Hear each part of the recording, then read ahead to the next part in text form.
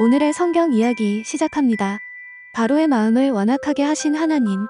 이 시간에는 하나님께서 바로의 마음을 완악하게 하신 이유 속의 의미와 완악함은 어느 범위를 말하고 있는지에 대하여 이야기 나누겠습니다. 하나님께서 모세에게 명하여 애굽에 있는 이스라엘 백성을 가나안 땅으로 인도하여 내라고 말씀하십니다. 바로에게 가서 이스라엘 백성을 애굽에서 놓아주라는 하나님의 말씀을 전달하라고 명하십니다.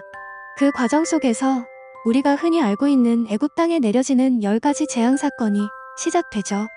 그런데 10가지 재앙의 말씀을 읽다 보면 하나님께서 바로의 마음을 완악하게 하셨다라는 표현들이 여러 번 기록되어 있는 것을 볼 수가 있습니다. 이 표현이 성도들로 하여금 몇 가지 궁금증을 불러일으키는데요. 과연 하나님께서 완악하게 하신 바로의 마음으로 인한 그의 행동은 바로왕, 그 사람 자체의 죄인가란 의문과 이스라엘 백성을 애굽에서 건져내시는 데 있어서 바로의 마음을 완악하게 하심으로 그 기간을 왜 늦추시는가 하는 부분입니다. 그렇다면 하나님께서 왜 바로의 마음을 완악하게 하셨는가 살펴봅시다. 첫 번째는 하나님께서 일하실 때 사람의 마음을 담대하거나 완악하게는 하시되 선과 악의 영역을 바꾸시지는 않으십니다. 즉 선한 생각을 가진 자를 악한 도구로, 악한 마음을 가진 자를 선한 도구로 사용하지 않으신다는 겁니다. 그렇기 때문에 하나님께서 바로의 마음을 완악하게 하신 것은 악한 마음이 없는 자의 마음에 악을 심은 것이 아니라 악한 마음을 가진 자의 마음을 더욱더 악하게 하신 것입니다. 두 번째는 바로의 마음을 완악하게 하시는 만큼 이스라엘 백성들을 얼마나 사랑하셨는지 알 수 있습니다.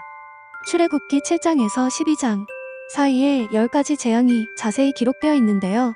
이 크신 사랑을 이해하기 위해서는 10번째 재앙을 먼저 들여다봐야 합니다.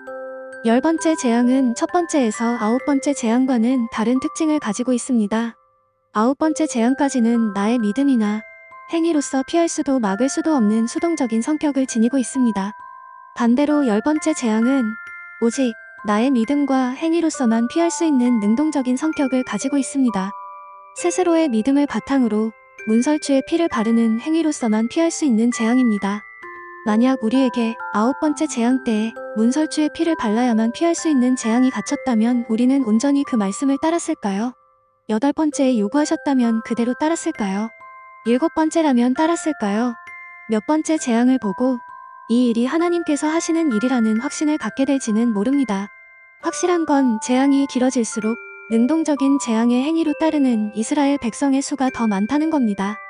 하나님께서 바로의 마음을 완악하게 하심으로 재앙 속에서 단순한 자연 현상으로 바라보고 미심쩍어하는 백성들이 하나님께서 일하시고 계신다는 확신을 가질 수 있도록 기다려 주신 것입니다.